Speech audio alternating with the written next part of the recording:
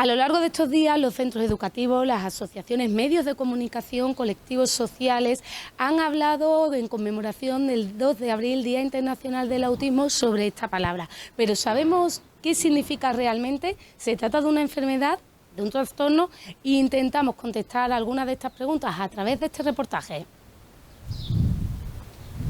Para ello nos trasladamos a nuestro centro de salud. Vamos a hablar concretamente con una especialista, la pediatra de nuestro pueblo, que nos va a explicar qué es el autismo y cuáles son esos signos que deben llamarnos a la alarma para acudir a un especialista.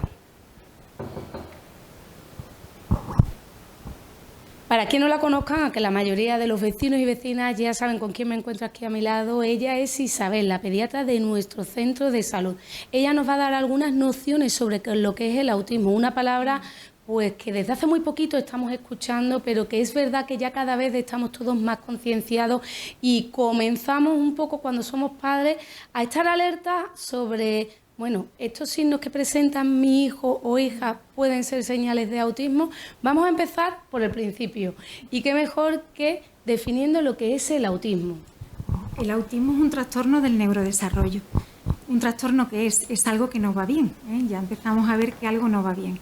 Y el neurodesarrollo son todos los procesos por los que tiene que pasar el cerebro de un niño para lograr hacer de él un niño independiente, un niño autónomo, ¿no? Un niño normal, ¿no? Un normotípico. Entonces, cuando vemos que algunas de esos procesos no se están dando bien, es cuando, digamos, se nos enciende la alerta de que puede estar habiendo ahí algún problema. El autismo no es... los niños autistas no son todos iguales, esto es un espectro, muchas veces lo podemos comprender un poquito mejor si lo comparamos, por ejemplo, con la miopía, ¿no?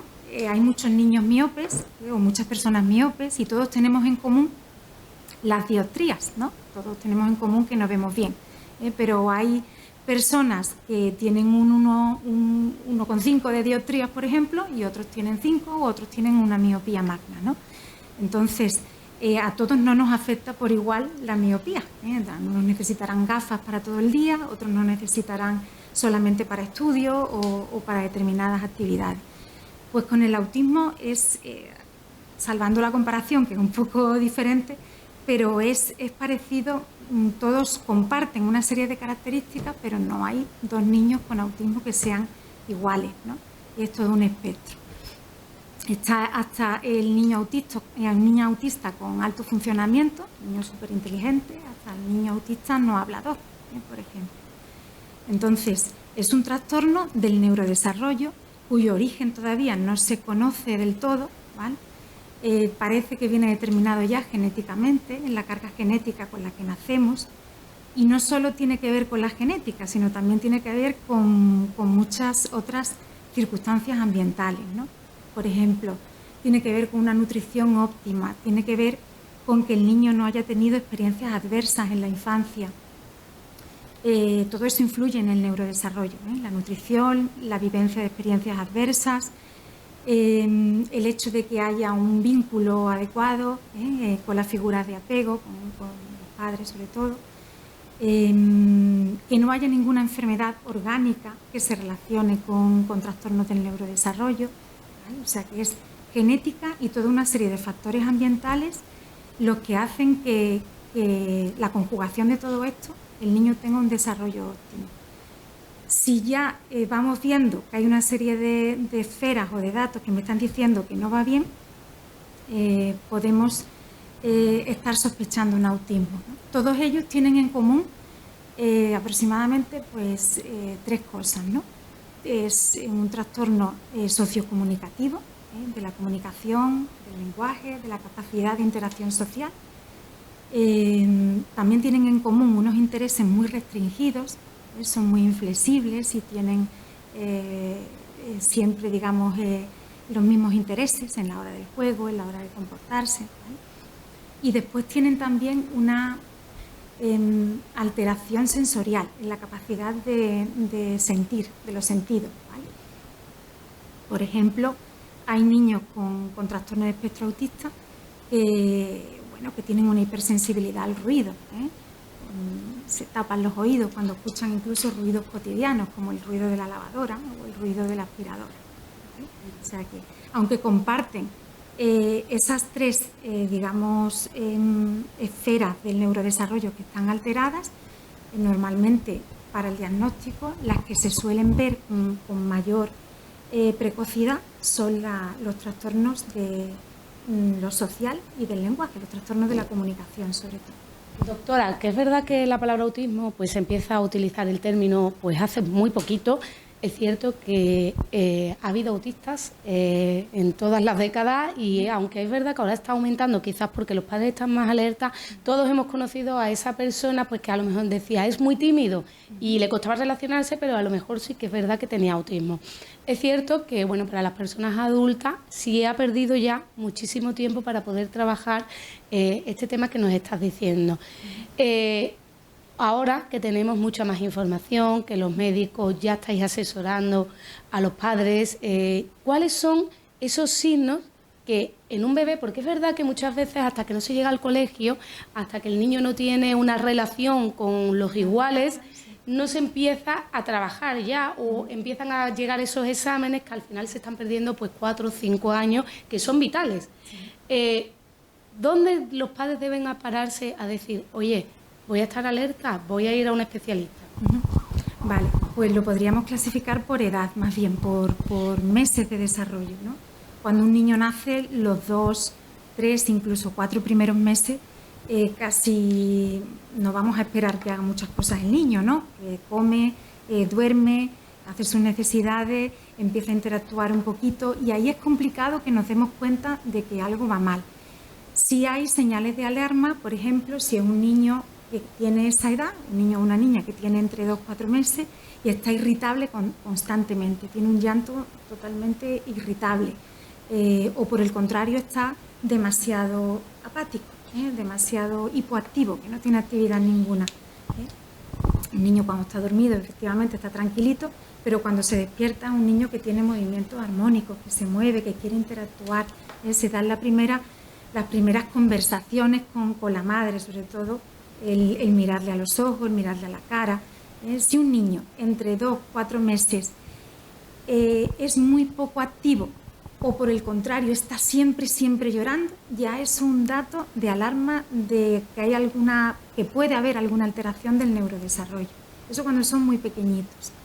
De hecho, hay un estudio que estudia la mirada de los niños, que se relaciona mucho con el autismo, que ve cómo en niños con autismo ya más mayores, cuando tenían menos de 6 meses, no tenían una mirada fija, no miraban fijamente a los ojos de la madre, sobre todo, ¿no? Que es la cara, digamos, primero con la que se relacionan, ¿no? Entonces, de 2 a 4 meses, irritabilidad o poca actividad y poco interés por mirar y por fijar la mirada, ¿no? Por interactuar con las figuras de apego. Ya pasado los 4 meses, entre los 4 y los 6 meses, el niño tiene que empezar ya el balbuceo, el gritar, el llamar la atención, el fijar también más la mirada, el buscar las figuras de apego también, anticipar, por ejemplo, la comida cuando están viendo que se está preparando el biberón, o cuando están viendo que la madre se está preparando para darle de mamar. Si no se dan todas esas cosas, pues también son señales de alarma.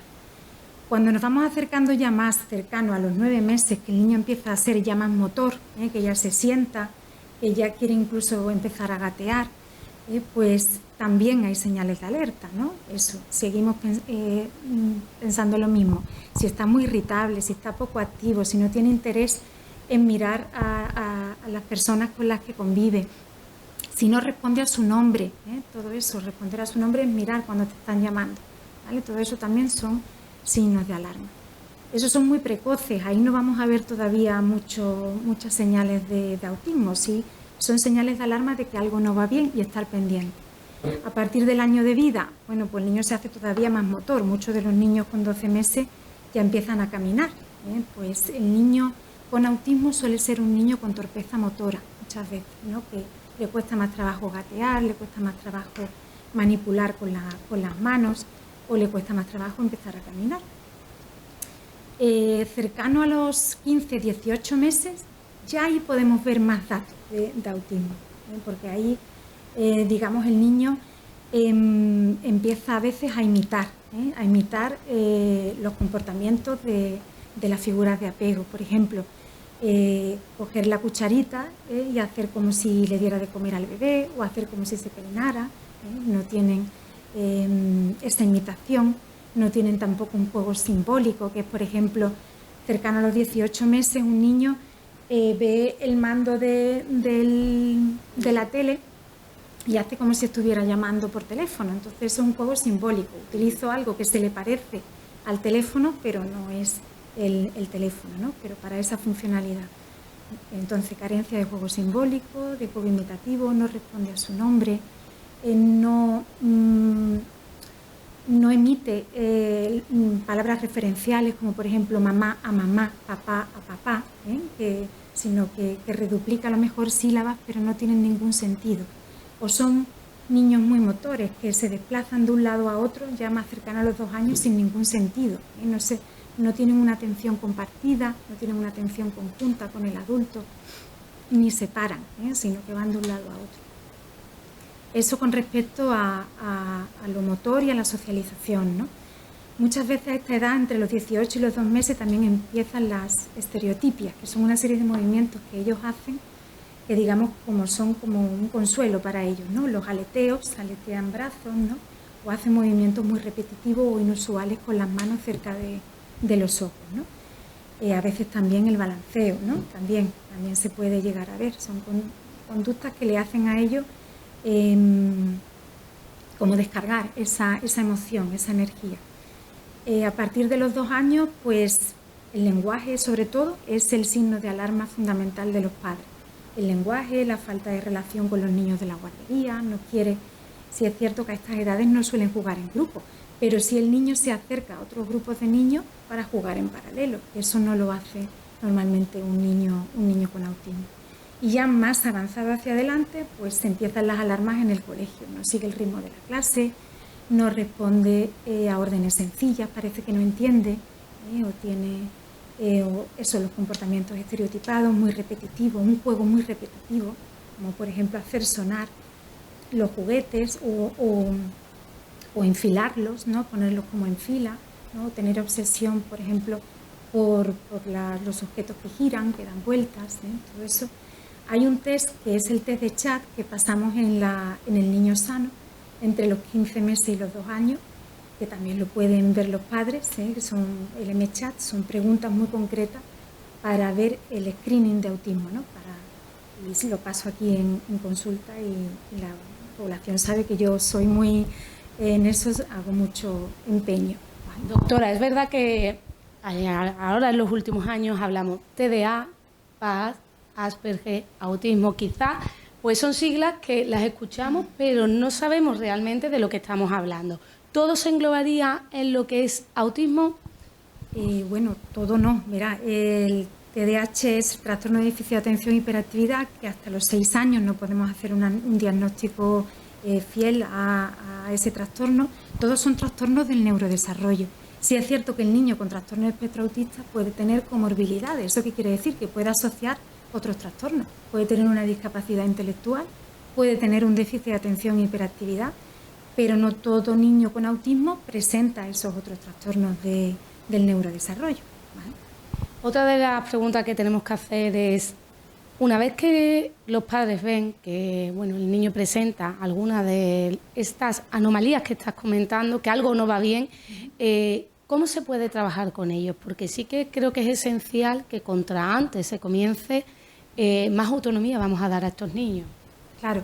Bueno, si hay señales de alarma y no está todavía muy claro que sea un trastorno de espectro autista, porque si tenemos dudas se deriva a atención temprana y desde atención temprana se valora y se manda al CAI de referencia, al Centro de Atención Infantil Temprana, donde van a trabajar con ese niño desde el momento del diagnóstico hasta los 6 años de vida, ¿vale? Pero si empieza a haber señales de alerta y todavía no se tiene claro, sí es cierto que yo siempre doy unas pautas a las madres con respecto al juego, pero el juego en la vida cotidiana, verás, en el día a día.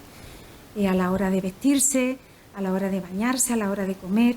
Son una serie de pautas en la que debe de haber bidireccionalidad con el adulto, es decir, no debe de haber pantallas cuando se está comiendo, no debe de haber pantallas cuando se está jugando con ellos. Es muy importante trabajar la atención compartida con esos niños, por ejemplo, dependiendo de la edad, pues así le recomendamos un juego u otro juego.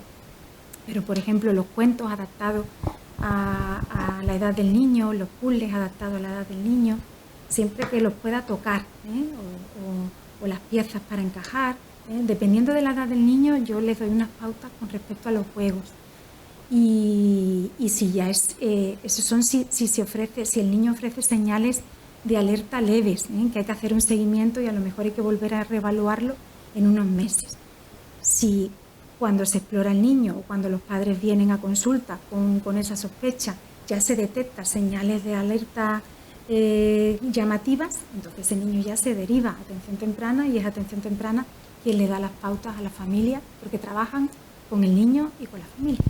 Esto en el caso de aquellas familias que sí están pidiendo una ayuda, pero otro de los problemas que nos encontramos en relación al autismo es que muchas veces las familias como que quieren poner una venda y decidir, no, es que bueno, todos los niños no avanzan al mismo tiempo, no, es que a lo mejor un poco más tardío a la hora de andar, y se va pues entorpeciendo o espaciando en el tiempo ese posible diagnóstico, con lo que ayudaría a ese niño o niña a esa detección temprana y empezar a poder trabajar con él.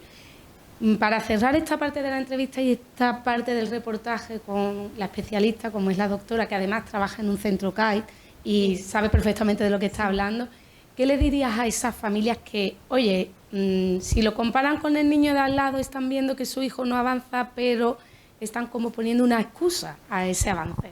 Esos casos son difíciles de abordar, porque también es verdad que a lo mejor en esas familias hay que dar la información más lentamente, porque a lo mejor una información de golpe pues tienden a pensar que su niño tiene cierto retraso mental, y no es así, no es tema de retraso mental, es un trastorno del neurodesarrollo.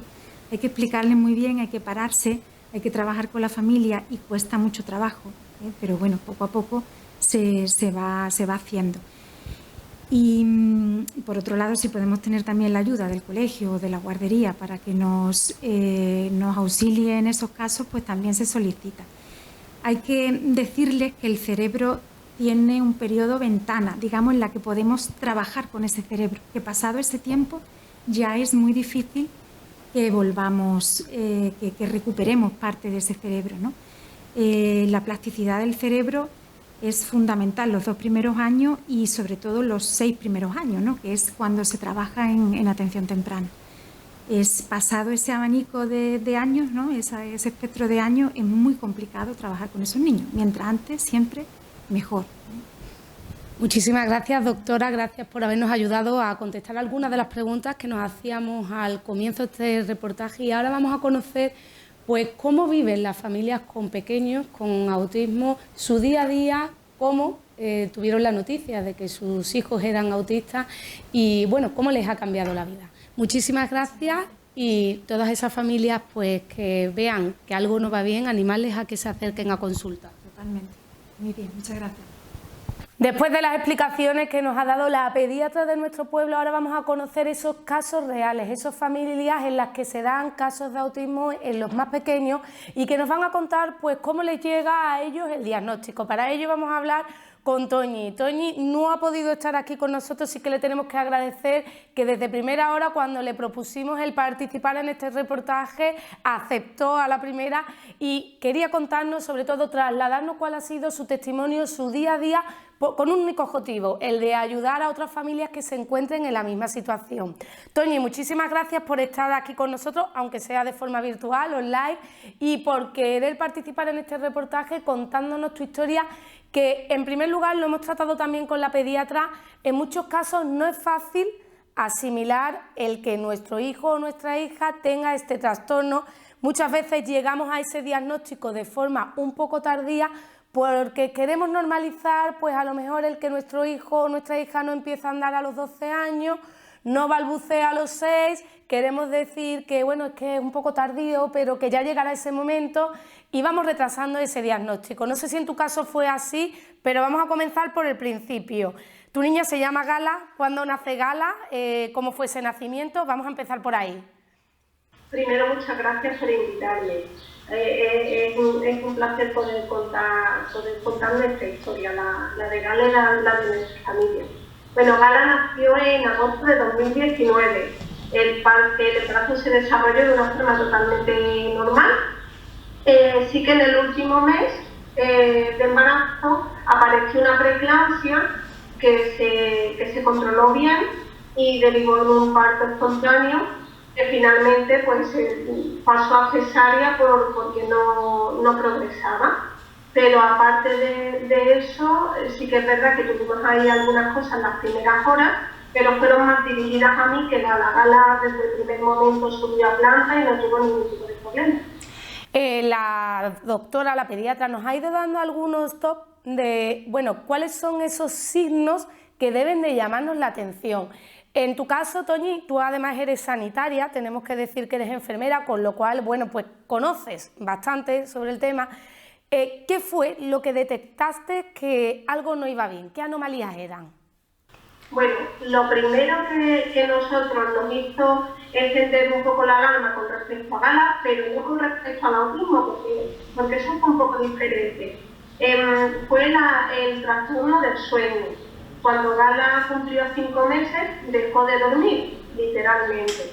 O sea, Gala tenía patrones de sueño muy irregulares que pasaban por etapas de vigilia que podían ser 23 horas al día. Eso en un niño menor, en un bebé menor de 6 meses es muy complicado, o sea, es casi imposible, y en un menor de 1 año, pues imagínate, ¿no? Con las horas de sueño que tiene que tener a lo largo del día. Nosotros acudimos en diferentes ocasiones y bueno, yo creo que es que ahí hay algo con los padres primeristas y con las madres primeristas que es un poco el dudar de lo que se está diciendo. A mí me decían que bueno, que estaba dentro de lo normal, que era porque pedía pecho a demanda, pero no, la cuestión es que Gala estaba en vigilia, o sea, Gala no estaba en duerme-vela en la teta, Gala estaba despierta.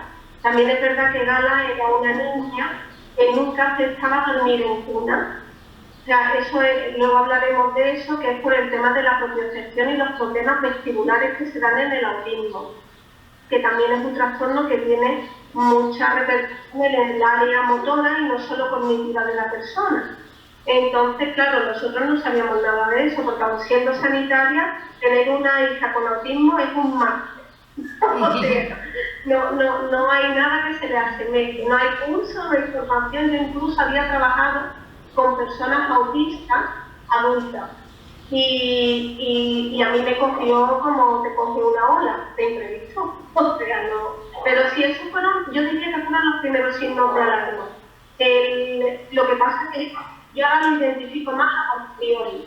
En ese momento yo había veces que le decía a mi marido, aquí hay algo que no va bien, pero no sabía el qué. O sea, yo lo achacaba pues al dolor dental, al dolor que hubiera algo gástrico, algún tipo de intolerancia.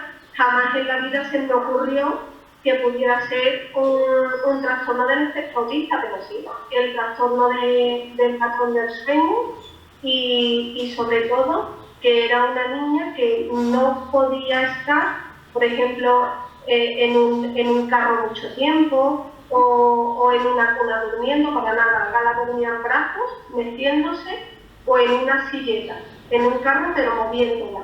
Claro, ahora todo cobra sentido, ¿no? Pero esos fueron los primeros signos. Van pasando los meses, bueno, al principio me imagino, bueno, será el cólico, ahora será la dentición, se le va dando como larga. ¿Cuándo? Es verdad que también muchas veces cuando se es madre o padre primerizo, pues se piensa que se exagera todo, que no es para tanto, que hay que tener un poquito de más paciencia. ¿Cuándo desde el centro médico comienzan a decir, vamos a estudiar a Gala? Pues mira, a nosotros también tuvimos la situación de que fue el COVID. O sea, nosotros nos encerramos en casa cuando Gala tenía 7 meses. Entonces, pues ahí pues todo se paralizó, como bien sabe. Y bueno, nosotros empezamos a intentar que Gala consiguiera los hitos que el resto de los niños. Y es verdad que Gala los primeros 12 meses de vida, salvo el balbuceo, lo hacía todo. O sea, Gala te mira, Gala tiene sonrisa social, se sienta, andó cuando le pertenecía andar, tuvo los dientes. Sí que es verdad que con la comida empezó a ser un poco exquisita. O sea, Gala tomaba pecho y luego era hacer una lactancia mixta. Entonces también tomaba biberón con leche de fórmula. Y ahí empezamos a ver que, bueno, que ella, por ejemplo, no quería tomar la frutita, la típica frutita que le das al principio para probarla, ella se negaba rotundamente y ese tipo de cosas. Luego también Gala, cuando la llamábamos, ya cerca del año, la llamábamos por su nombre, Gala no miraba. Gala no atendía, y cuando venían otros niños, por ejemplo, mi sobrina María Reyes o venía mi sobrino Miguel a casa de mi madre cuando estábamos allí, cuando ya se abrió el tema, cuando ella tenía un año aproximadamente, Gala no les prestaba atención. O sea, ella podía jugar en paralelo, mi sobrino y mi sobrina estaban allí jugando, pero ella no interaccionaba con ellos.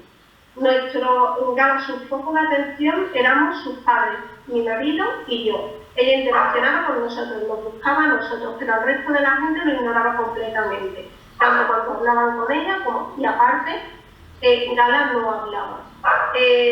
Yo siempre pensé, bueno, cada niño tiene su ritmo, y evidentemente seguía sin dormir. Cuando Gala cumple 15 meses y voy a la consulta de niños sanos, esa consulta es de enfermería. Entonces estaba hablando con mi compañera y me estaba pasando una serie de ítems que te pasan por protocolo. Cuando llegó al tema del habla, me dijo, bueno, ¿y cuántas palabras dice? Yo le dije, ninguna. Y se quedó así, que ninguna. Digo, no, porque es verdad que ella todavía no ha hablado. Bueno, y balbucea, no. Y yo le dije, y yo creo que ese fue el detonante, yo no sé qué voz tiene mi hija. O sea, en ese momento, esa compañera me miró y me empezó a pasar otros ítems diferentes, pero que una cosa más específica. Entonces automáticamente me dijo, le voy a derivar con tu pediatra porque hay que hacerle un seguimiento. Si en unos meses tu hija no arranca a hablar, van a tener que valorarla por la unidad de atención temprana.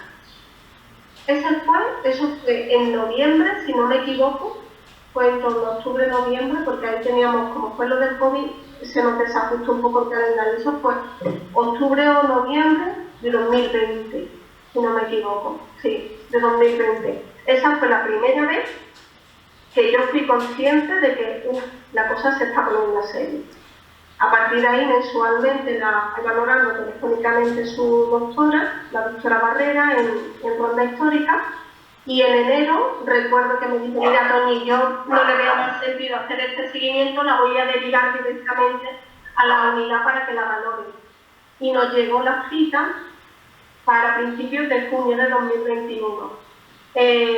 Recuerdo que se casó mi amiga Bea y que llevamos a la niña a la boda, y la niña toleraba los ruidos y tal, y yo recuerdo decirle a mi madre, digo, mamá, yo creo que no es autista, porque la niña estaba en la boda y la gente estaba bailando y tal, la música, y a la niña no le ha molestado. Y como 2 semanas o así, o algo así fue antes, no recuerdo exactamente cómo fue, pero luego teníamos la cita, porque hubo ahí un retraso. Y en ese momento, nos valoraron a la niña, pues fue cuando nos redujeron una parte y nos dieron el posible diagnóstico por autismo.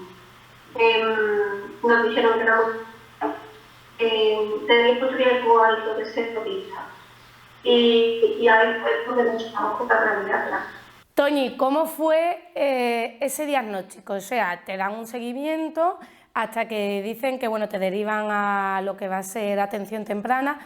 Cuando te dan la noticia, aunque tú más o menos lo vas asimilando, hay un posible porcentaje de que sea o no sea autista. De hecho, tú estás hablando de esa boda que tú misma intentas descartarlo o porque tu mente quiere descartarlo. Creo que nunca estamos preparados para un diagnóstico así como padres.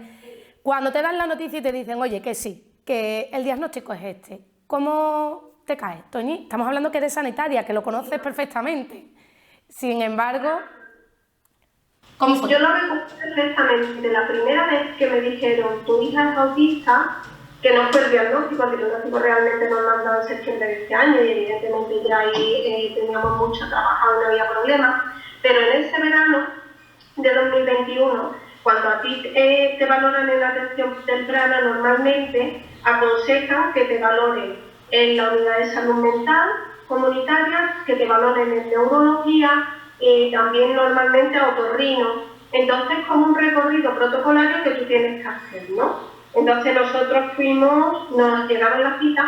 Yo tengo que decir a todo esto que yo solo me he cruzado con buenos profesionales, o sea, yo es verdad que me han llevado de la mano tanto a mi marido como a mí profesionales que han sido súper cariñosos y súper profesionales, súper.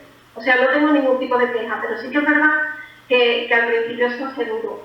Yo recuerdo que nos llegó una cita de salud mental comunitaria en María Auxiliadora, antes de que nos derivaran a la unidad de salud mental juvenil, infantil y juvenil, la UNMI, y recuerdo que fuimos a una primera cita y a la segunda, que era con un psicólogo para Gala, y en la segunda, nada más entrar en la puerta, que fui yo con Gala, porque con Antonio trabajaba, recuerdo entrar con la niña con el carrito y sentarme y decirme el mismo psicólogo, además muy bien, lo que pasa es que tú imagínate que mira, que tu hija es autista.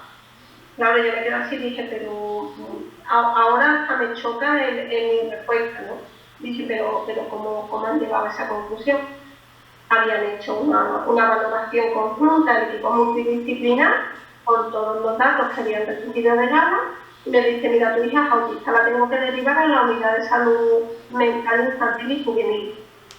Y fue así, o sea, fue así. Yo recuerdo que me dijo algo más, pero yo no me acuerdo, yo estaba bien, o sea, yo aparentemente estaba bien.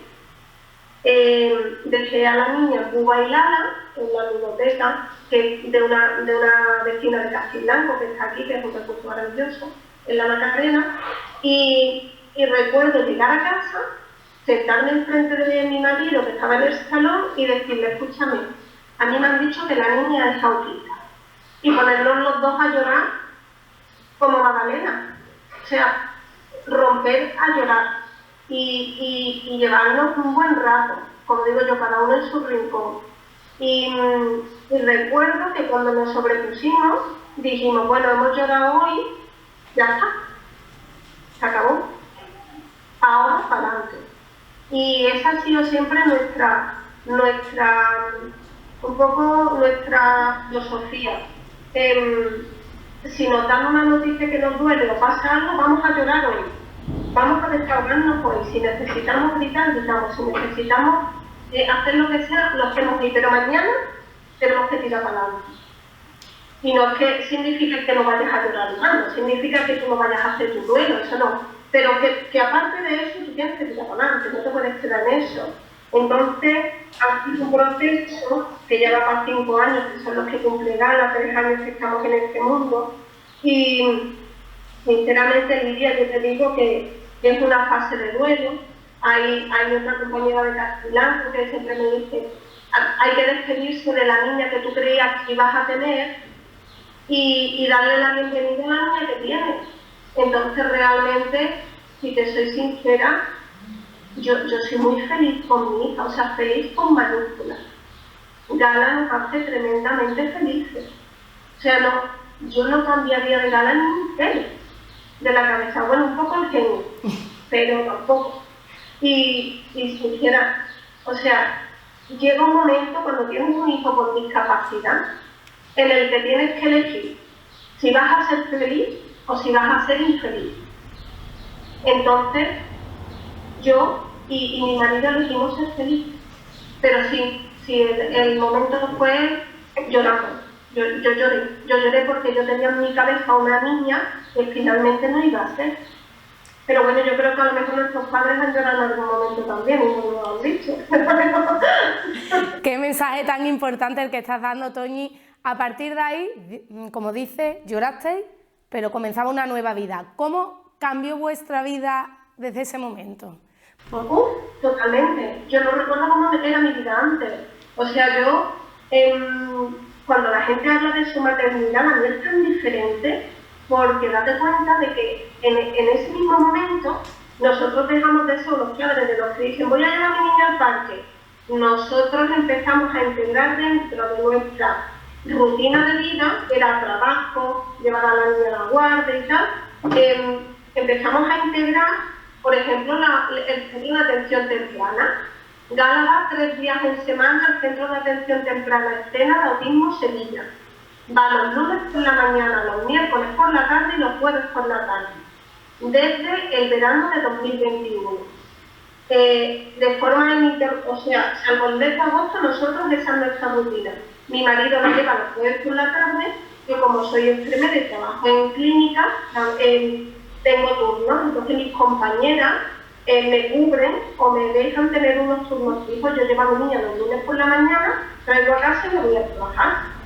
El martes por la mañana me quedo en casa porque la llevo ya al cole, porque mi marido va a la oficina y me voy a trabajar. O sea, toda nuestra vida está organizada para poder llevar la agenda de Gala. Como tiene un trastorno de la alimentación muy restrictivo, ha tenido problemas físicos. O sea, Gala tiene una estancada en talla, tiene un percentil muy bajo, tiene anemia y demás. Entonces hemos empezado una terapia en la que hemos estado, esa es privada, porque la del CAI de Escena es pública, hasta los 6 años. Hemos empezado una terapia que ahora vamos miércoles al mediodía y a Tomares, y por la tarde a Sevilla Este, jueves al mediodía a Tomares y por la tarde a Sevilla Este. Entonces, nuestra vida, ¿cómo ha cambiado? Pues totalmente. O sea, mi maternidad es una maternidad de ir de terapia en terapia y de jugar mucho y de aprender muchísimo y de aprender. Pero, por ejemplo, nosotros ya hace mucho tiempo que sacrificamos, por ejemplo, el hecho de decir vamos a ir al parque, tenemos unos días muy contados para ir al parque, o decir voy a ir con Gala a lo mejor al cine, tenemos que ir en unas situaciones muy específicas, por ejemplo, a este tipo de sitios, y por supuesto ya todo lo planificas en torno a Gala. Por ejemplo, nosotros tenemos una vida muy planificada, incluso mi familia, con respecto a las necesidades de Gala. Yo, por ejemplo, no puedo viajar más allá de las 6 de la tarde porque Gala puede dormirse y eso puede repercutir en su patrón de sueño. Entonces mi madre sabe que si a mí se me hace tarde el viernes a las 6 de la tarde, yo ya no voy a ir el viernes. Y es totalmente normalizado, ¿no? Mi Gala se puede dormir y se puede desregular cuando se despierte. Todo es así. O sea, realmente ya creo que todos hemos entrado en el patrón del autismo. Todos hemos aprendido a comunicarnos con Gala, tienes que ponerte enfrente de su cara, decirle frases cortas y usar imágenes y pictogramas o los objetos. Gala tiene ahora 6 años, ¿no? ¿O lo que cumpla? 5. En agosto cumple 5. En agosto cumpliría 5. ¿En qué situación se encuentra ahora mismo Gala? Bueno, Gala está escolarizada, va a un aula ordinaria, o sea, va con el resto de niños de su edad, solo que tiene aprobado apoyo.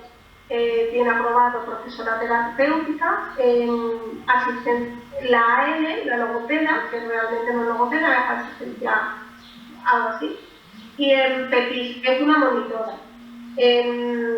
Gala ya es verbal, o sea, desde hace 2 años empezó a utilizar palabras y ahora es muy comunicativa, pero tiene una comunicación muy restrictiva. Ahora mismo no se habla de diferentes niveles de autismo, incluso hay gente que no está a favor de usar el término Asperger, nivel 1, nivel 2. Gala, si usáramos ese término, que es verdad, esos términos que es cierto que están obsoletos, Gala sería un nivel 1, nivel 2 de autismo. O sea, Gala tiene problemas de comunicación. No tiene una comunicación verbal fluida, pero se hace comunicar, vamos, o sea, tiene una intención comunicativa muy alta. Y sí que es verdad que tiene sus gustos sociales muy restringidos, o sea, ella en un parque no va a jugar con sus iguales y tiene una rigidez cognitiva muy fuerte, O sea, si ella quiere subir al columpio, le cuesta entender que haya otro niño subido y que ella no vaya, ese tipo de cosas, aparte tiene 4 años. Yo digo que los niños con 4 años son trogloditas, pues la mía es troglodita y media. Entonces, tiene un poco esas cosas. Pero ahora mismo es una niña súper feliz, además que lo es súper feliz y le encanta cantar. Habla un español bastante bueno y un inglés magnífico, que es algo muy común en los niños con autismo, el uso de otros idiomas. Gala es bilingüe. Todo lo que habla en español lo habla perfectamente en inglés. Totalmente. Hay veces que a mí me hace gracia porque mi madre dice, no sé si me está hablando en inglés o se lo está inventando, porque no lo entiendo. Entonces, pero sí es una niña muy divertida. Y al final, sinceramente, es una niña muy feliz. Y eso es con lo que nos quedamos súper de ella, es súper feliz. Toñi, en unas familias en las que se dan los casos de autismo, ¿qué es lo que más os preocupa como padres? ¿El futuro? El futuro, siempre el futuro. O sea, ahí hay un trabajo psicológico por hacer. Es el futuro, ¿qué va a pasar? Porque date cuenta que se supone, yo cuando hablo con las mamás del parque, de ahí lo importante de las redes de apoyo, cuando hablo con las otras mamás del parque, que sus niños no son autistas, y conocen la realidad de Gala y nos apoyan y tenemos un grupo de amigos y son maravillosas. Cuando hablo con ellas, yo siempre les digo, cuando Gala tenía 2 años y entramos en este mundo, vosotras estabais preocupadas de si le ibais a poder quitar el pañal para el cole, de ese tipo de cosas, y yo me preocupaba de si mi hija el día de mañana iba a necesitar ir a una residencia. O sea, si mi hija realmente iba a poder valerse por sí misma. Digo, entonces, claro, salir de esa dinámica mental es complicado. Lo haces a fuerza de conocer a tu hija. Yo ahora, la persona en la que más confío en el mundo es Gala. O sea, porque tiene un afán de superación y tiene una fuerza brutal. Porque el mundo para ella es un desafío. Porque tal como está estructurado, es un desafío constante y sin embargo ella lo encara todos los días y tiene 0 problemas. Entonces yo decía, si mi hija no tiene problemas, yo no debo de tenerlo. Entonces, pero claro, a mí ahora mismo, a mí nunca me ha importado, nunca me ha dado miedo la muerte, sinceramente, pero ahora mismo me gustaría ser inmortal. porque ese es mi único miedo. Ahora, por otro lado, también te digo que Gala en 2 años, que va a ser 3, o sea, nos ha dejado a todos con la boca abierta. Yo tengo plena confianza en las capacidades de mi hija. Yo creo que mi hija va a ser autónoma, entonces eso a mí me tranquiliza. Me da miedo eso. Y me da miedo a la conciencia. Porque es verdad que la gente cada vez está más concienciada. Sé que cada vez es más visible este tipo de discapacidades que a priori son invisibles. Y sé que la gente cada vez tiene más empatía. Pero aún así me da miedo. Me da miedo como le puede dar miedo a cualquier padre, cualquier madre, salvo porque a mi hija le cuesta contarme las cosas. No por vergüenza, no por tal, sino porque no puedo estructurar el pensamiento en ese sentido. Entonces, eso es complicado de gestionar. Pero bueno, siempre hay que buscar ayuda psicológica también. Pero sí, eso es mi miedo. Pero yo creo que como de todos los padres, lo que pasa es que, claro, yo siempre pienso en te va a valer un minutito del día, ese pensamiento intrusivo lo tengo. El día de mañana, como lo viernes. Y sí, o sea, mi marido ha dejado de fumar, o sea, nosotros intentamos hacer una vida sanísima, lo que puedas hacer una idea del impacto que se ha tenido a nivel beneficio.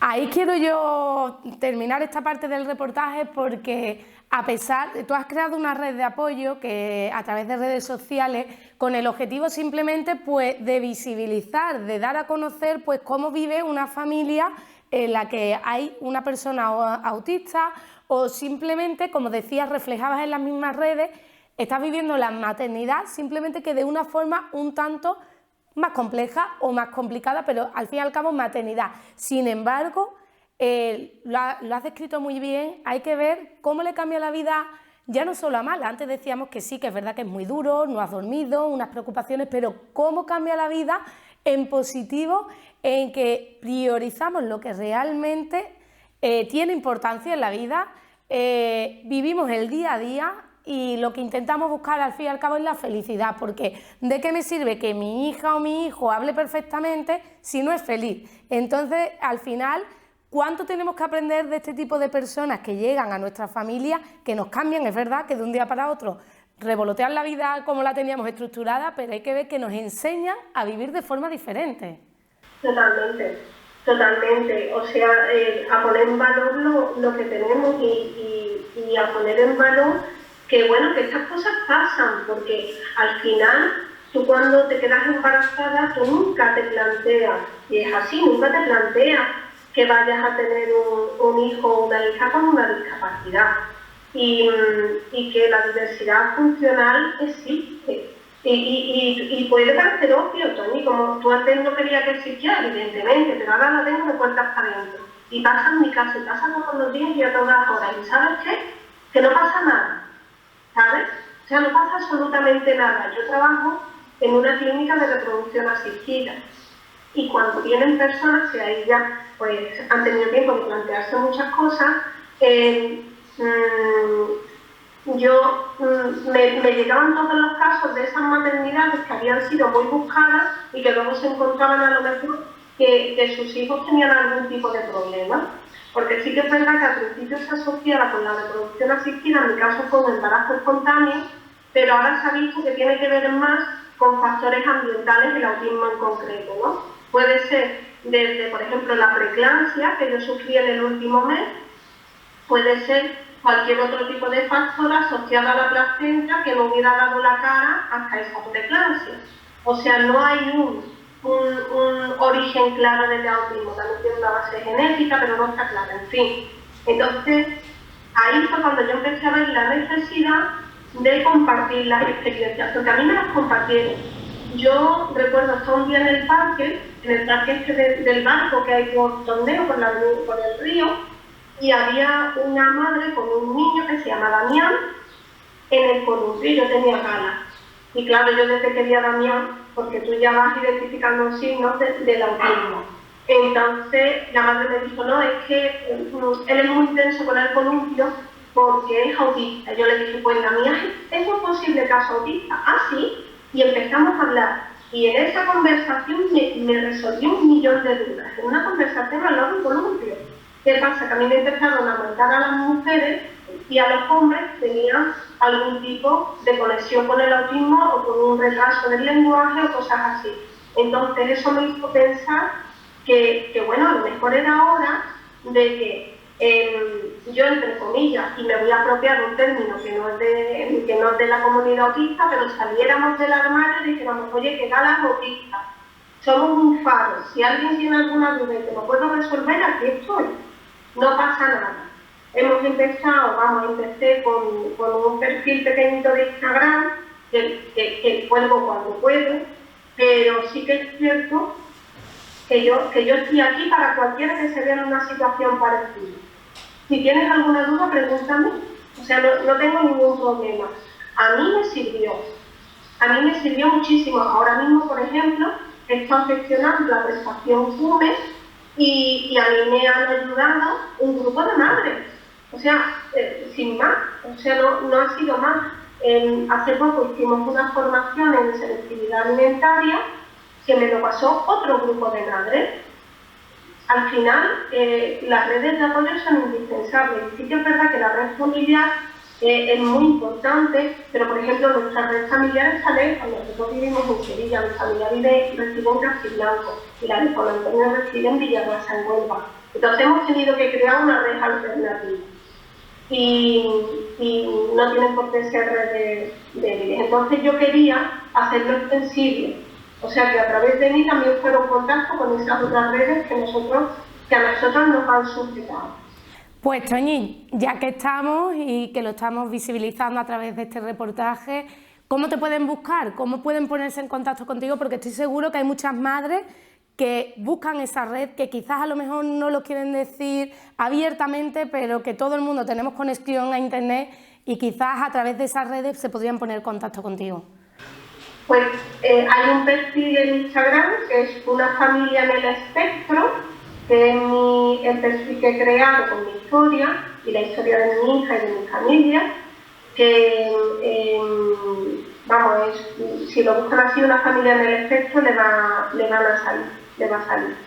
Pues muchísimas gracias, Toñi, por compartir tu historia, la de Gala, la de tu familia con nosotros, por haber hablado abiertamente sobre el autismo. Qué importante es esto, que cada día nos concienciemos más y que hablemos, pues, que es un trastorno como cualquier otro mucho que hay en el día a día. Y simplemente un abrazo muy grande a Gala y a seguir trabajando, que seguro que vais a tener resultados positivos.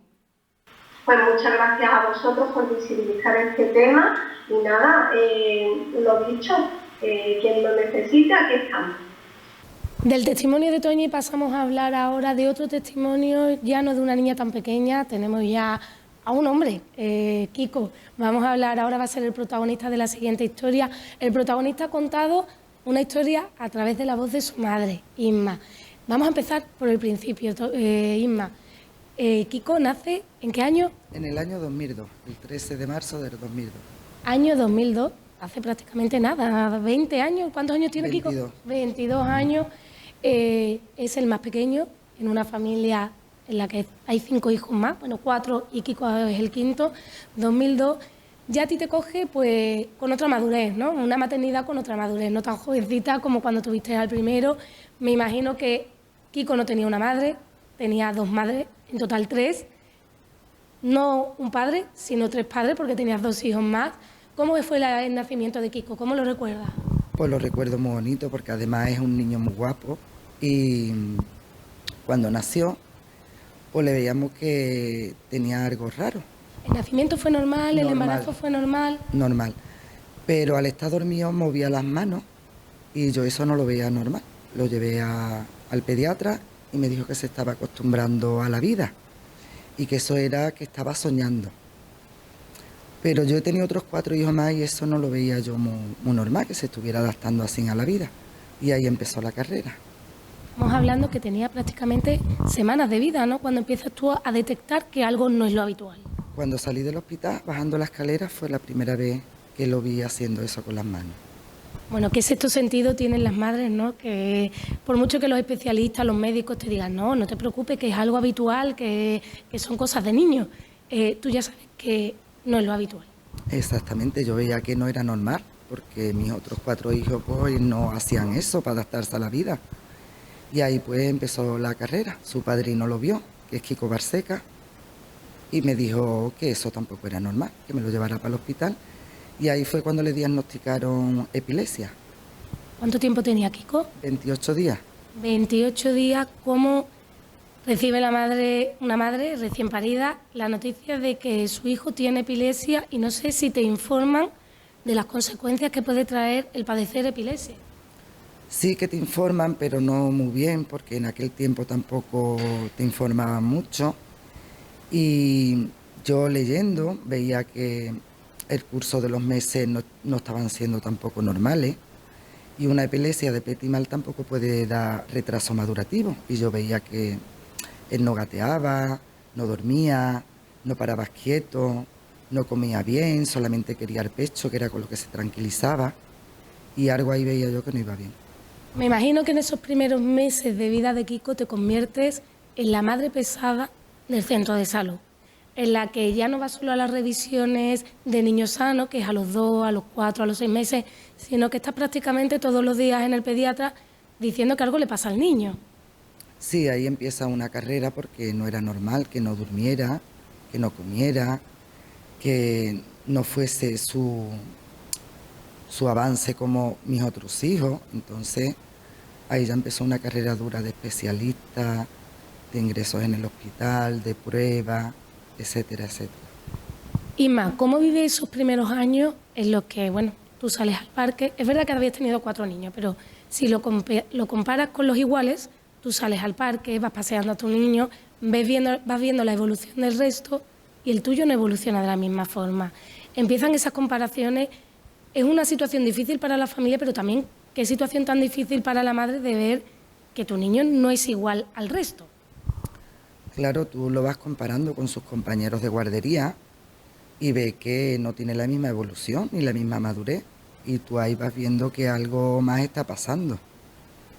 Y claro, pues nada, el día a día, mucha rehabilitación, muchas terapias. ¿Qué te dicen en un primer momento? En primer momento empieza la epilepsia, te dicen que tu niño padece epilepsia, llegan a dar crisis epilépticas.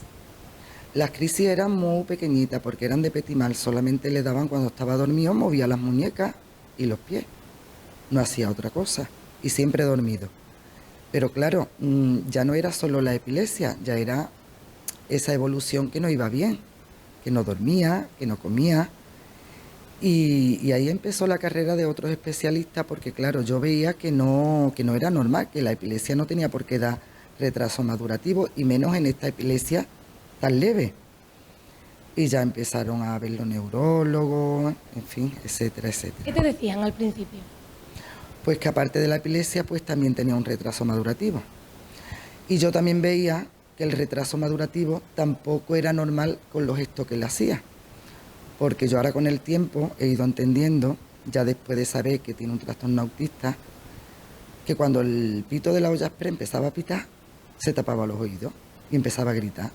¿Estamos hablando de qué edad? Pues de 2 añitos. O cuando yo ponía la aspiradora, hacía exactamente lo mismo, empezaba a gritar y se tapaba los oídos y yo tenía que dejar de hacerlo. O cuando el canario cantaba de repente, hacía lo mismo. Entonces yo empecé a leer y vi que ahí había algo más. Estamos hablando que es el año 2002. Es verdad que, bueno, empiezan las nuevas tecnologías, pero no estamos al mismo avance ni la misma disponibilidad con la que tenemos hoy en día, que todos tenemos móviles, nos conectamos a internet y ponemos la palabra. Mi hijo, cuando hay un ruido extraño, se tapa los oídos y te aparece en Google pues todas las posibles causas del por qué el niño hace eso. En aquella época, ¿dónde te ibas? ¿A qué fuentes te ibas? ¿Dónde buscabas? Pues yo me fui al pediatra otra vez para que me mandara la especialista que había en el Macarena de autismo, que se llama Lola Caballero, y ella lo vio, le hizo un examen. ¿Cómo llegaste al que podía ser autismo? Porque esa palabra no era algo usual en el año 2002, pues estaríamos hablando del año 2005, 2006, Kiko era todavía pequeñito. Pues leyendo mucho, y en aquel entonces ya había internet, me podía meter en internet también, y leyendo muchos libros, y ahí veía yo que muchos de los síntomas que tenía Kiko aparecía en este... Palabra autismo. Exactamente. Entonces fui a Lola Caballero, se lo comenté, me dijo que sí es verdad que tenía algunos rasgos, pero que no completaban lo que es el test completo. Bueno, pues ahí se quedó la cosa y hablando con la neuróloga lo vio y me dijo que sí, que ella veía que sí, y me aconsejó que lo llevara por lo privado a Autismo Sevilla. Y ahí fue donde le hicieron el examen y lo diagnosticaron. Habías leído mucho, pero bueno, quizás los padres intentan ponerse una venda en los ojos y decir, puede que no sea. Aunque haya rasgos, puede que no sea. ¿Tú siempre lo tuviste claro, lo Isma, o guardabas esa esperanza? Yo nunca lo tuve claro porque sí es verdad que aparecían unas cosas, desaparecían otras, pero es que eso lo da el autismo también. Y después el ser tan restringido con las rutinas diarias, a él le tranquilizó mucho el que yo le tuviera las rutinas diarias, que siempre fuera por el mismo camino. De hecho, cuando yo iba conduciendo y había un semáforo que se ponía en rojo y me tenía que parar, él no lo entendía, empezaba a pegarse en el portabebé. Hasta que con el tiempo ya llevaba yo un cuadernito conduciendo, pues le hacía el pictograma y le dibujaba, ahora mamá y Kiko se tienen que parar, y así lo fue entendiendo. Isma, ¿con qué edad se diagnostica, se le pone nombre y apellido a pues todas esas síntomas, patologías que Kiko va desarrollando? Pues tendría 6 años, cuando por fin lo diagnostican. ¿Qué significa en ese momento la palabra autismo para la familia vuestra? Pues por lo menos tener unas herramientas en saber para poderlo ayudar, porque los primeros que sufren son ellos. Al principio, ¿cómo era diagnosticado Kiko en el cole, con el resto de niños? ¿Como el niño raro, como el niño caprichoso, el niño mimado porque es el pequeñito de los 5 hermanos y tiene rabieta? ¿Cómo fueron esos primeros años hasta que se le pone nombre y apellido? Pues fueron duros, pero también fueron esperanzadores para que en el centro también le pudieran ayudar y pudiéramos tener los recursos necesarios que no había en aquel entonces. Porque Inma, es verdad que, bueno, cuando nace un niño con problemas, a la familia como que se tildan un poco de, vamos a decirlo en el sentido menos dañino, las locas o las pesadas, o que queréis tener a los niños en una burbuja. No se entiende, no se comprende, si eso son cosas normales. Entonces, ¿cómo te sentiste tú? Pues imagino que esos primeros años en los que además ahora el autismo, la palabra autista, es algo común, es algo que, bueno, pues todos conocemos casos, pero en aquellos momentos no había tantas personas diagnosticadas. Exactamente, a mí pues sí, me llamarían loca, me llamarían pesada, porque a mi hijo le pasaron una serie de cosas en el centro que, claro, ellos no tenían los recursos necesarios para que mi hijo estuviera atendido. Y yo por pesada, con otras madres también, pues pudimos conseguir los recursos que necesitábamos en ese momento. Sí, es verdad que fue una lucha muy dura, porque yo recuerdo un día que fui a delegación para que Carmen Liébana me diera cita, que no me la daba, y me planté en su despacho y estuve 5 horas para que me atendiera.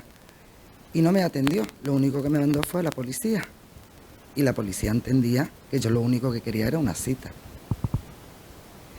Y por fin me la dio. Una cita para pedir más recursos, para pedir profesores especializados en atender a estos niños con trastorno, porque vamos a hacer hincapié en que no es una enfermedad, es un trastorno que ¿qué es lo que hace? ¿Qué deriva a la persona que lo padece ese trastorno? ¿Qué le hace actuar como?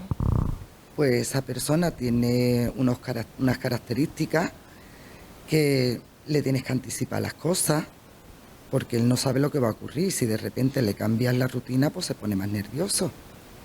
No se le puede gritar, bueno, ni a él ni a ningún niño, pero a ellos menos todavía. Son muy sensibles al tacto, son sensibles, tienen sensibilidad auditiva, y esas características pues hay que tenerlas en cuenta también. Es verdad que bueno, hoy en día sí que se dice, este niño tiene el espectro autista y bueno, os dan unos patrones para llevar lo que es este trastorno. Anteriormente siempre ha habido este trastorno, simplemente se le decía en el cole, pues son los niños que son muy introvertidos. Claro, nervioso. Exacto. Me imagino que también ha sido muy doloroso a lo largo de todos estos años el que a tu hijo pues lo trataran, o que niño más caprichoso, que niño más nervioso, que niño más malo, que niño más inquieto, cuando realmente no se le estaba entendiendo el por qué Kiko se comportaba así. Claro, ya gracias a que ya tuvo su diagnóstico, pues sí que es verdad que ha sido más comprendido. Él ha tenido mucha suerte con los compañeros y los maestros del centro, que con el tiempo pues se ha ido adaptando, y los compañeros a él también. Y en ese sentido he tenido mucha suerte con todos los compañeros que ha tenido mi hijo. Y más, a los 6 años se le diagnostica el trastorno. ¿Cómo cambia vuestra vida? Porque me imagino que ahí, aunque tú previamente estabas leyendo, valorando, pero a partir de que te dicen, no, tiene autismo, empieza otra carrera de fondo. ¿Cómo podéis ayudarlo? ¿Qué tipo de terapia les vendrían bien? ¿Cómo han sido esos años? Bueno, pues esos años han sido unos años duros, porque no voy a decir que ha sido fácil, ha sido duro, pero todas las terapias que había aquí en Castiblanco o en su comarca, ahí ha ido Kiko también. Ha estado dando hipoterapia, hidroterapia, musicoterapia, etcétera. Y además, pues, todas las terapias de logopeda, de psicólogo, etcétera, etcétera. Pasa la niñez, Kiko se convierte en adolescente. ¿Cómo es vivir con una persona con autismo? ¿Cómo, si una adolescencia es mala en una familia, cómo actúan los niños con autismo? Pues la verdad que, por mi parte, yo hablo de mi hijo muy bien, porque además Kiko tiene muchas terapias dentro de los años de su vida, y la verdad que Kiko está muy bien, muy bien. Y él se va adaptando a todo, y yo cada vez estoy más contenta porque, aunque ha sido duro, es lo mejor que me ha podido pasar la vida. Y más, me dices que Kiko es lo mejor que te ha pasado en tu vida. Es verdad que tienes otros 4 hijos, además de Kiko, pero quizás Kiko es el que más te has enseñado, ¿no? Pues sí, porque mira, desde que nació Kiko ha sacado de mí cosas que yo ni sabía que tenía. Y él es lo mejor que me ha pasado en la vida porque la veo de otra manera. Le di importancia realmente a las cosas que la tienen. Aprovecho no el día de mañana, sino el aquí ahora. ¿Qué es lo que va a pasar mañana? Pues no lo sé. Yo aprovecho el día a día. Y él me ha enseñado a tener paciencia, a tener coraje, a tener fuerza y a ver la vida de otra manera que yo la veía antes. Y él me aporta más beneficio a mí que yo a él. Isma, bueno, nos estás contando que lo que importa es el presente, el día a día, pero ¿cómo es el día a día en una familia en la que un miembro es autista? Porque creo que, a ver, además de que se trabaja, se hacen terapias para, bueno, una integración total, hay muchos casos en los que eso no se consigue. Me imagino que eso también conlleva un sufrimiento, ¿no? Pues porque ves que a lo mejor el signo del autismo, ahora es verdad que se ha cambiado, es un signo del infinito, pero antes el autismo se simbolizaba con un puzzle, como esa pieza que no encaja en ese puzzle. A nivel social es algo complicado. Sí que es algo complicado, sí es verdad que las cosas están cambiando mucho y tienen que seguir cambiando. Pero el día a día es realmente, con la edad que tiene ya mi hijo, es que sea feliz. Yo lo único que pretendo es que sea feliz y aportarle todos los conocimientos posibles, como ahora que está estudiando inglés, yo estoy con él, estamos estudiando informática y vida saludable. Y lo único que pretendemos su padre y yo es que sea lo más feliz posible y aprovechar el día a día, que podemos hacer un viajito, lo hacemos, que nos podemos ir al cine, nos vamos. Y eso es lo único que yo pretendo y su padre, que sea lo más feliz posible y que aproveche la vida al máximo. Isma, como nos estás contando, es verdad que vamos avanzando. El decir autismo hoy en día no es algo que nos sorprenda, es algo que muchas personas de nuestro alrededor lo tienen, ese trastorno. Pero todavía queda mucho por hacer. De hecho, tú dices, me cuesta mucho trabajo estar delante de una cámara, pero si lo hago, ¿por qué, Isma? Yo lo hago porque cuando yo empecé esta carrera de fondo, yo me encontré con muchos muros que tuve que escalar.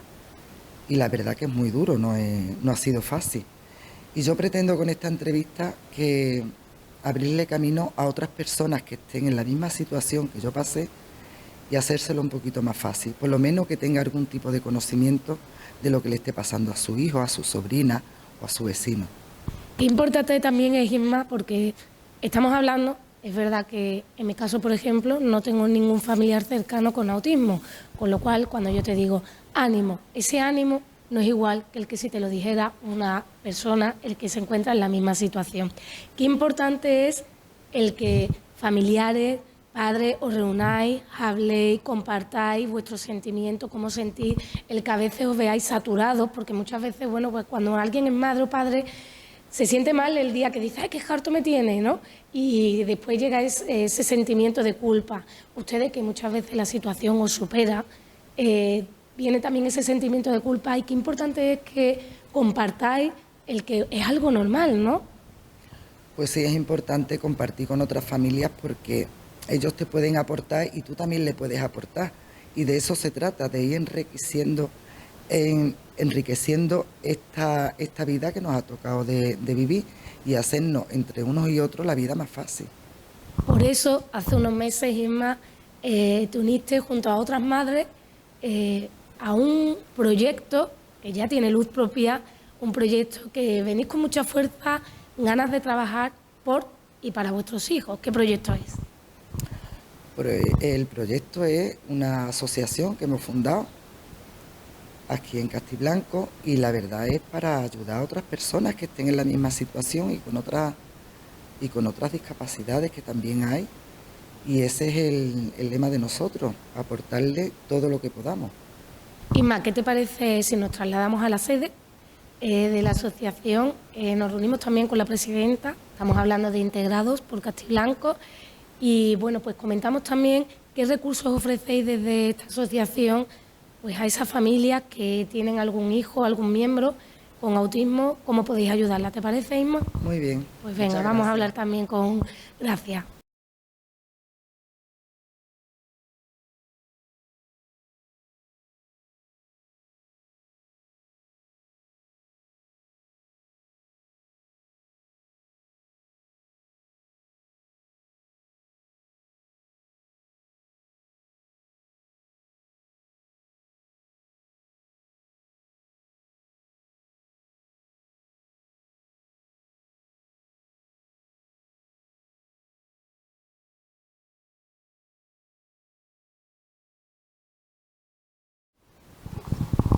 Ahora sí, llegamos a la sede de esta asociación. La entrevistábamos en septiembre, justamente cuando comenzaba su andadura, integrados por Castiblanco. Aquí me encuentro con Gracia, la presidenta. Tengo que decir que Inma también forma parte de la Junta Directiva. ¿Junto a cuántas sois, Gracia? Somos 10. Sois 10 las integrantes de esa Junta Directiva, lo que no quiere decir número de socios. ¿Cuántos sois ahora mismo? Pues creo que somos 139. 139 personas que apoyan esta iniciativa que surgía en septiembre. ¿Comenzabais? Empezamos a trabajar en septiembre, aunque la creación se hizo, o sea, el acta fundacional se hizo en junio. Gracias. Estamos centrándonos ahora en el autismo. Es verdad que vuestra asociación pues abarca cualquier tipo de capacidades diferentes, como se le llaman ahora, pero concretamente, si nos referimos al autismo, también dais cobertura a todas esas familias pues que necesitan un sitio donde desahogarse, donde buscar información, donde buscar qué tipo de terapia pueden recibir mi familia. Cuéntanos un poco pues cómo actúa la asociación con respecto a cuando se pide ayuda para personas que tienen autismo. Bueno, pues el autismo en nuestra asociación pues tenemos varias personas que tienen este problema porque cada vez se está dando más casos de autismo. Entonces, nosotros lo que nos centramos principalmente es en lo que se pretende con la campaña que se está haciendo ahora, que es un diagnóstico precoz, unas terapias adecuadas en su momento y con relación a las personas ya adultas con autismo, pues la búsqueda de empleo, que es en la otra faceta en la que están centrados, por ejemplo, Autismo Sevilla, que es más específico sobre este tema.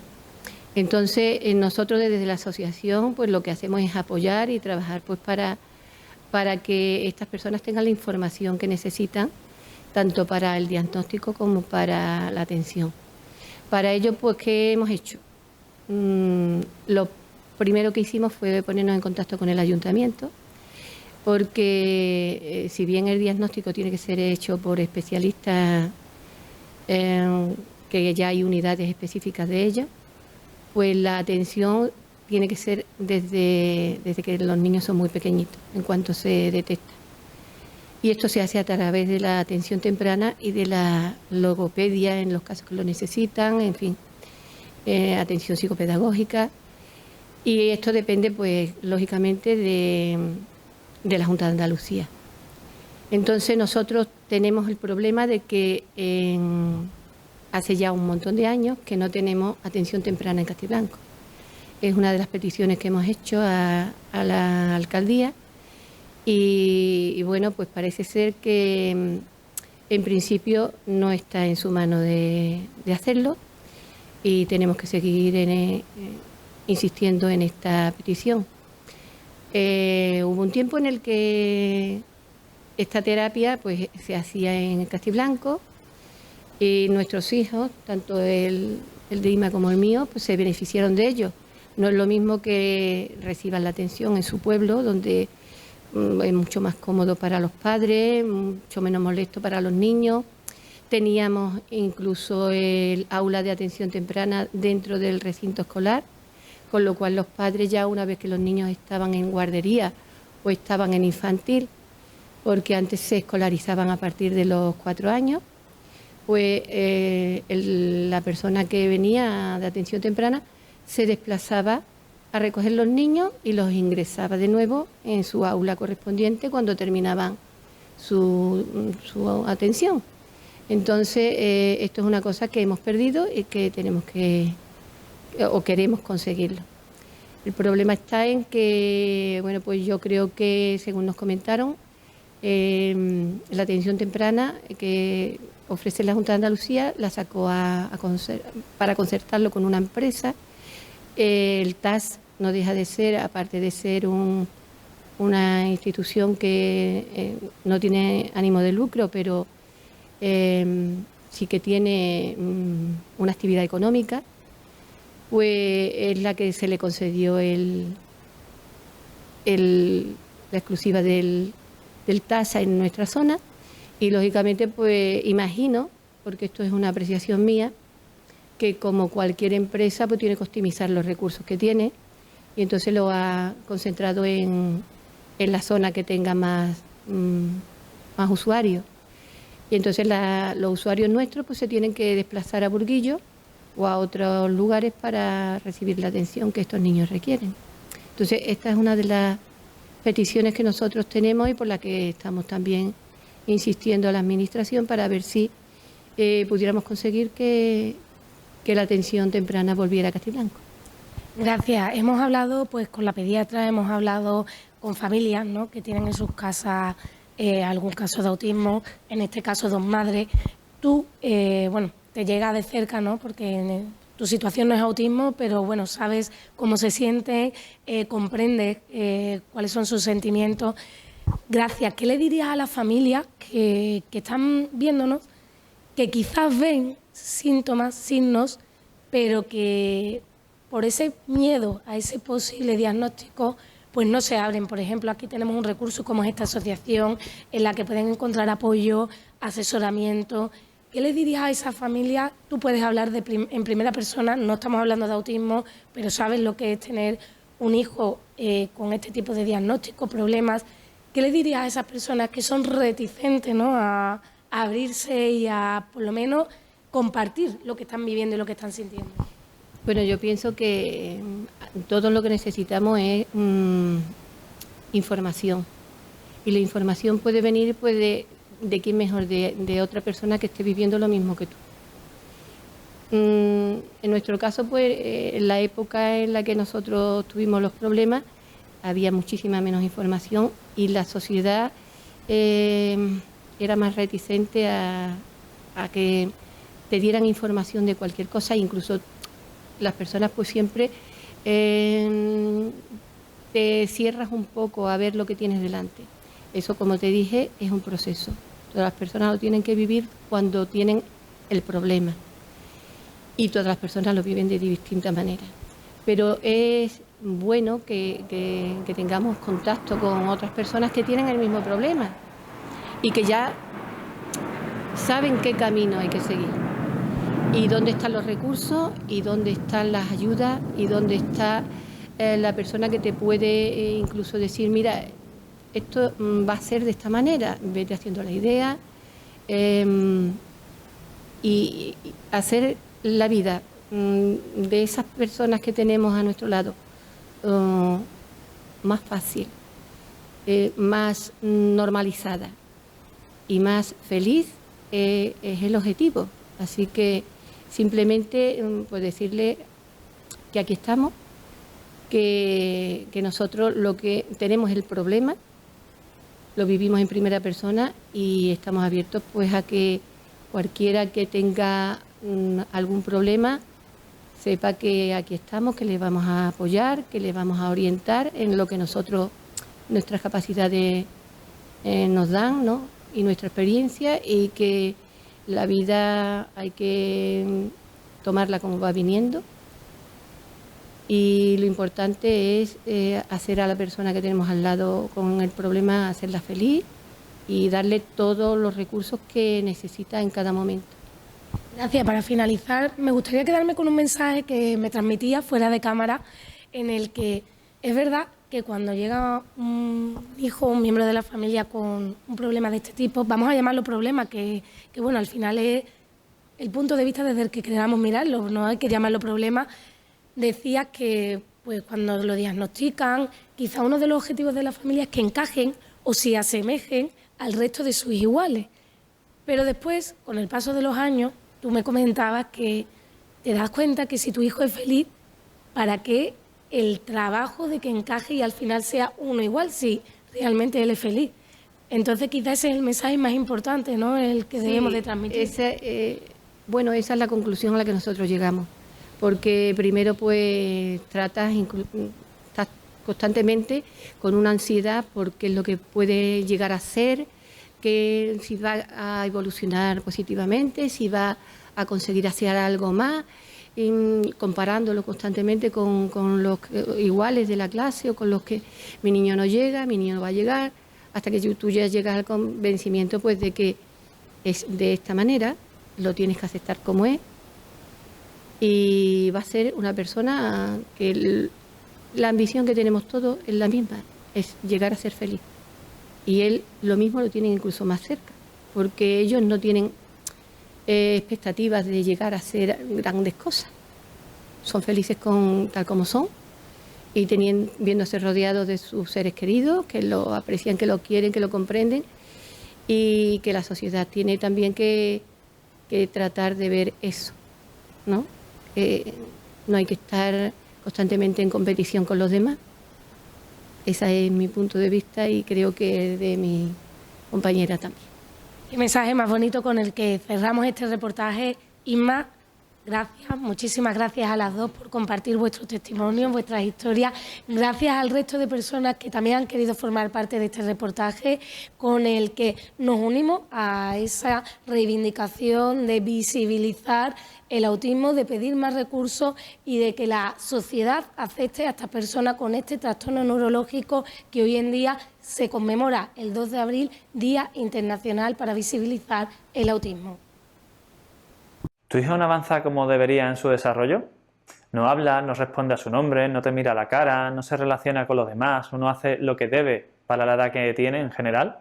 Si aprecias que tu hijo tiene rasgos sospechosos de autismo o ya te han diagnosticado que tiene autismo, quiero poner un poco de luz en tu camino para que sepas qué es lo que tienes que hacer. Soy Manuel Antonio Fernández, neuropediatra especializado en problemas de aprendizaje, conducta y desarrollo. Ayudo a padres de niños con problemas como retraso madurativo, el autismo o el síndrome de Asperger a identificarlos y a dar con el tratamiento y la terapia más adecuada en cada caso, con el objetivo de normalizar lo máximo posible su situación y lo antes que se pueda. En este vídeo te voy a explicar qué es el autismo, en qué aspectos debes fijarte para reconocerlo o además descartarlo y qué camino seguir para ayudar a tu hijo a potenciar al máximo su desarrollo.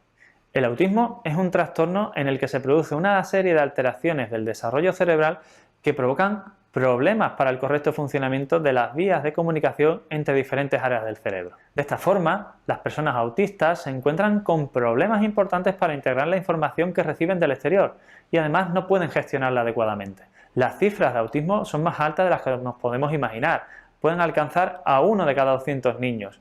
En el autismo tenemos todas las características o todos los espectros como pueden ser el síndrome de Asperger, el autismo clásico o cualquier otro de los rangos que nos podamos encontrar. La mayoría de las causas del autismo son genéticas. El problema es que no contamos en la actualidad con suficientes medios como para realizar estudios genéticos a todos los niños con autismo. También nos encontramos con otro problema. Hay muchos niños diagnosticados de autismo que realmente presentan otros trastornos. Eso hace que cuando hacemos estudios genéticos a estos tipos de chicos nos encontremos con resultados que a veces nos resultan desilusionantes. Antes de entrar a definir los síntomas del autismo y los TEA, quiero aclarar una situación que cada vez me preocupa más.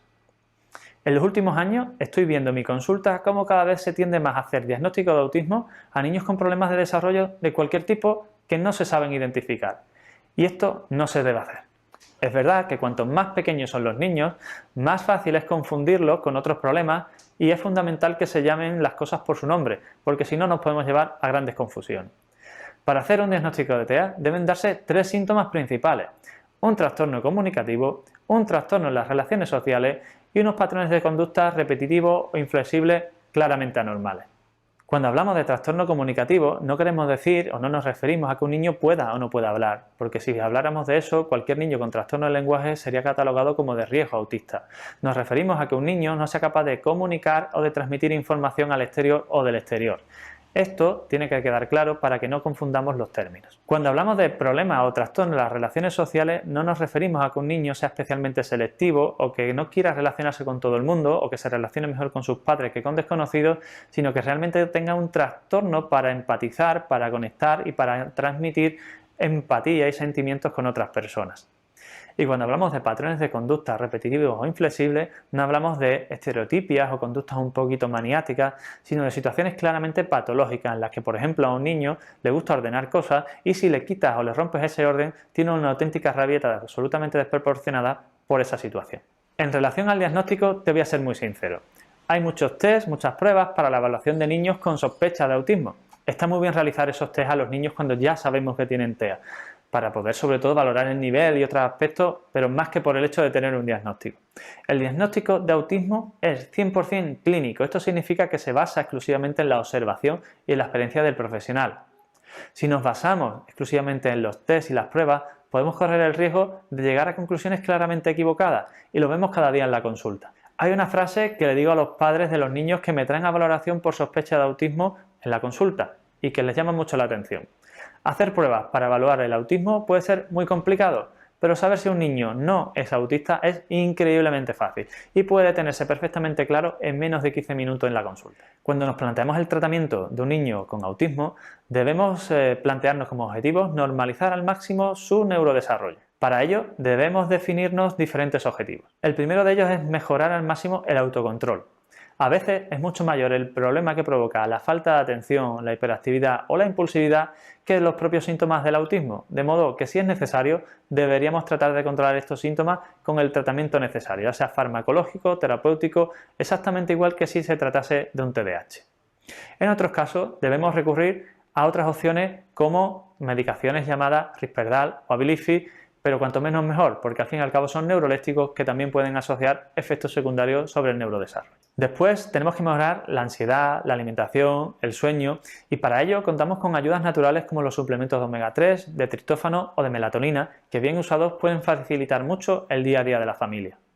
Para terminar, la terapia de estimulación cognitiva y relaciones sociales es el tercer pilar del tratamiento y hay algunos programas específicos como el método ABA que dan muy buenos resultados en los casos de autismo. Si tienes un hijo con problemas de maduración o desarrollo o sospecha que tenga autismo, descárgate ahora mismo mi guía gratuita para padres. Mi hijo tiene problemas de maduración o desarrollo. ¿Por qué? ¿Qué hago para solucionarlo? Encontrarás en ella instrucciones claras de los pasos a seguir para identificar la causa más probable gracias a una serie de cuestionarios adaptados personalmente por mí para que no pierdas el tiempo y vayas a tiro hecho a buscar la solución.